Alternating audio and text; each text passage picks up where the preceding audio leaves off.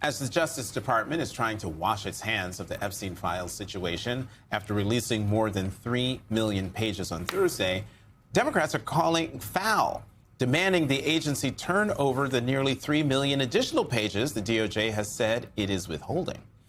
The top Democrat on the House Judiciary Committee, Congressman Jamie Raskin, wrote to Deputy Attorney General Todd Blanche yesterday to request the DOJ immediately arrange for members and staff of the committee to review the complete unredacted Epstein files this week, adding, quote, in light of Attorney General Pam Bondi's appearance in a hearing before the committee on February 11th, it is vital that committee members and staff have an opportunity to review the unredacted files in order to evaluate the lawfulness and appropriateness of your redactions and to examine the Attorney General about them. Joining us now is Congressman Eric Swalwell, Democrat from California. He is a member of the House Judiciary Committee. Well, Congressman, thank you very much for coming to the weekend. So, okay. Attorney General Pam Bondi is supposed to be coming to your committee on February 11th. The last time she was before a committee, she treated it like it was the Comedy Cellar with one-liners and put-downs of members of the committee. Oh, actually, we have that. We have that. Let's just play that. So who gave the order to flag records related to President Trump? To flag records for President Trump? To flag any records which included his name. I'm not going to discuss anything about that with you, Senator. Will you support a request so that the committee, or indeed, I believe the American people, should be able to see that video or audio tape? Will you support that request? Will you apologize to Donald Trump So for trying to impeach the answer is you won't support that after request. you now know that Joe Biden tried to cover up Hunter Biden's involvement with Ukraine? Congressman, why bother have her come in if you know that that's her act?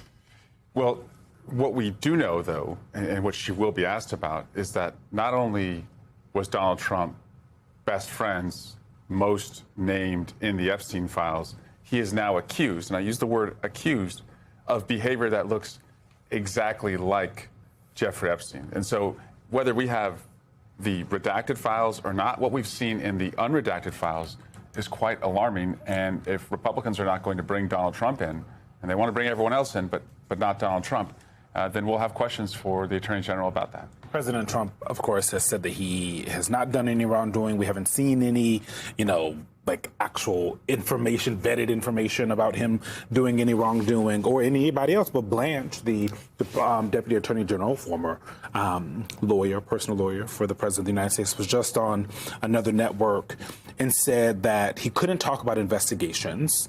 But in July, the DOJ had reviewed the files and there was nothing in there to prosecute anybody. This has been something they've said, even though Donald Trump has said the opposite. So when you hear those kinds of things that Blanche and the Attorney General at times has been like, there's nothing in here to prosecute anybody, essentially we should all move on. Trump is ignoring that. Do you think they're going to follow the facts here and move on, or do you think they're going to do what Donald Trump wants them to do? I think this is a cleanup crew on behalf of Donald Trump. They listed, and I don't even want to say on television, the document that was highlighted that they released as it related to accusations against Donald Trump. Yeah. They released it, then they deleted it, and then they released it again. And that's right, it has not been corroborated, but it should at least be investigated. Yeah. And to just say we're closing this after a couple months when these investigations oftentimes take years makes people feel like this is just an effort to essentially make the president look good and do nothing to give justice to the victims. Well, it does seem like you guys have a lot of follow-up work to do, as well as us journalists. But Congressman Walkinshaw was on the show yesterday, and he said that part of the next steps was getting in touch with the FBI agents who conducted those transcribed interviews that are referenced in those documents that you're talking about. But I want to redirect a little bit to the other fight that's taking place right now that you're going to have to deal with tomorrow. There were notably 7 Democrats who decided to fund DHS a few weeks ago, 2 weeks ago now. Yes. Who knows? Time is elapsed. Yes. at least one of them, Tom Suozzi, has come out and said that he regretted that vote, that he failed to see it as a referendum on the behavior and treatment of ICE. Do you think that any of other of those Democrats have changed their minds, or is Mike Johnson going to be able to get this through and call it a day? I hope they have.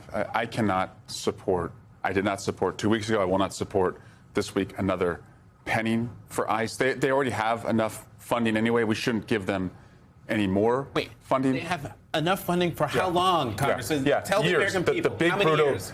up to 6. The big Bruto bill funded them way out. I mean, that's one of the. So you're basically saying this is a symbolic vote. Well, it's giving them additional funding that I don't want them to have. But we shouldn't do anything that cosigns on what they're doing. The more authorization that we give them, or the more validation that we give them, risks a mom like Good and a nurse like Preddy being shot in the face again. And so I hope my colleagues recognize we should be doing the opposite of giving them authorization. We should be supporting everything to have the masks come off, the identification come out, prosecutions, launched against these folks. And also, I have said that our executives across the country, governors, for example, you can take away their driver's licenses. You can say, in my state, you are unhirable if you have worked for ICE. We can't do enough to hold these folks accountable. You and Dan Goldman, congressman from New York, are offering a bill stripping ICE agents of qualified immunity. In the time that we have left, what are Republicans saying when you talk? I assume you guys are talking to Republicans also on this bill. Yeah, well, we know that there are Republicans who have privately said to me, said to Dan Goldman, they don't like what's going on, but they want us to be a part of, delaying this so we can find fixes. And we're saying we don't want to delay this any further because there are public executions in the street. And so as I step back, I see a president who promised he would cut prices, and instead he's killing people. Our job is to protect the people first, and that's what this legislation does, and that's what I think governors can do across the country. Congressman Eric Swalwell, have a busy week this week. Thank you for coming on to The Weekend.